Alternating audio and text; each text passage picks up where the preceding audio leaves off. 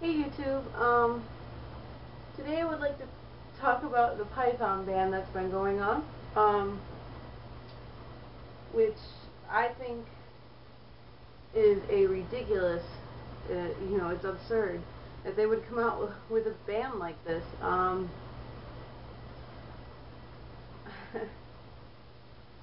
We as a reptile community should stand up to this. We need to stand up to this. This is a huge industry being impacted. It will greatly affect our economy. Put thousands of people out of jobs, and the unemployment rate will skyrocket. And this economy is already bad enough as it is. So the 4 snakes that they decided to put on the ban list, it was originally 9 snakes. The 4 they have listed is the yellow anaconda, the northern and southern African rock pythons, and the Burmese python, like Pandora here, who is my female Burmese python that I've had for almost 2 years now. And honestly, I can say that this snake right here is one of my most favorite snakes I own. She is the calmest snake I own. She's a little active today, but that's because her food day is coming up soon. These snakes are really wonderful to work with. The African rock pythons have such a bad rep. They're not like the media portrays them, just like the anaconda and the Burmese python. They're not vicious killing snakes, as you can see. I mean, she is like the best snake I own. Even my little male albino Burmese python, he is wonderful. He's very fun. But she gets a lot of attention from me because they are just wonderful snakes. This ban is really going to hurt everybody as a whole. It will impact many different businesses, be it reptile related or the businesses that breed and sell rodents for snakes, or rabbits or guinea pigs or pigs, anything. The expo halls and stuff will experience a lot of money loss. There won't be any reptile expos as much there. With the convention centers and whatnot. To me, this bill is it's stupid, really. To attack the reptile community like this is just, it's absurd. This is originally Florida's problem, and it should have stayed a state issue, not a federal issue, which means it shouldn't have, they shouldn't have made this ban nationwide, because any knowledgeable person about snakes or reptiles will tell you that these snakes cannot survive in any weather under 60 degrees, or they get these horrible respiratory infections that are fatal.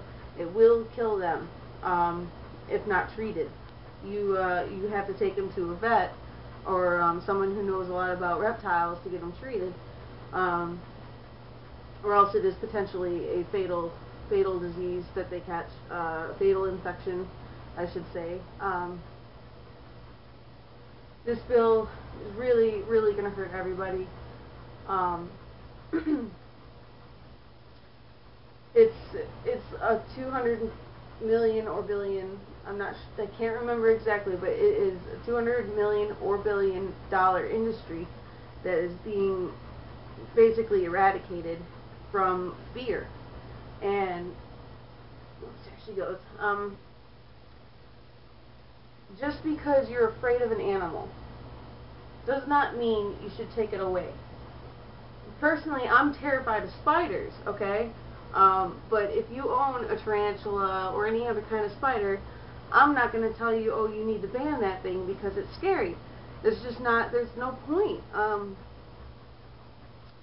Just because they're not, furry and cute and cuddly and all that bull crap, it's not a good enough reason to get rid of these. The ban itself does not solve the problem in the Everglades. This ban just basically means it prevents imports and exports, and you cannot cross state lines at all if you own one of these or taking one of these. What if you have to move to a different state because of either a job or the people in the military, the people that are fighting for this country and our rights cannot take these animals with them, and these are like their family. These animals are my family, and I'll be damned if I can't take my family to wherever I want to live. I'm from Michigan, living in South Carolina right now. And, what if eventually I want to move back up to Michigan? These snakes cannot survive out in the wilderness in Michigan. It gets way too cold. And it's ridiculous that you can't take these with you. It's like abandoning a part of your family. And you would have to give them to a shelter or somebody in the state that can take care of them and all that stuff. Zoos are really packed, and they cannot take the thousands of animals that people have of these. So basically what the government is doing and what these senators are doing is hurting the American people. And they are basically stripping us of our rights of what we can and cannot own in our own personal house. It is a very frustrating issue. There's a lot of emotion involved in this. There's people are outraged. There's people that are just like devastated. I mean, when I first heard that this was going on again, I was devastated emotionally. I had just gotten into this snake hobby a few years ago, actually, because I wasn't actually allowed to be in this hobby because of like my living conditions and whatnot, and I was in school and all that stuff. But when I had the opportunity to own these amazing animals, I took that opportunity and instantly I fell in love with them. I really hope that people out there can help us. Any reptile person, please sign the petitions that they got on the Whitehouse website. I'll have the link posted in the drop bar in the info panel here, along with maybe a couple other of the petition sites, and also the link for U.S. Art, because they are taking donations. But these animals, they don't deserve this.